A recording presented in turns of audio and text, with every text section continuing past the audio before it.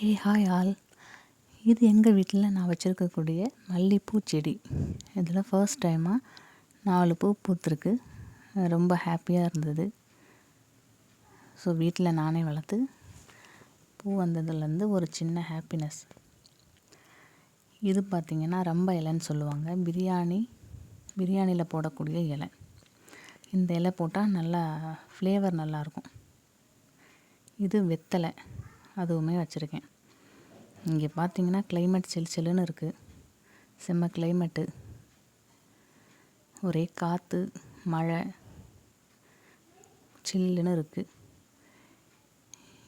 இன்றைக்கி லஞ்சுக்கு பார்த்தீங்கன்னா ஃப்ரைட் ரைஸும் சில்லி பன்னீரும் பண்ணியிருந்தேன்.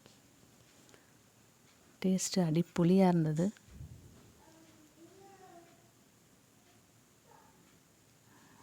வெளியே கிளம்பலாம் அப்படின்னு ட்ரெஸ் எடுத்து வச்சாச்சு.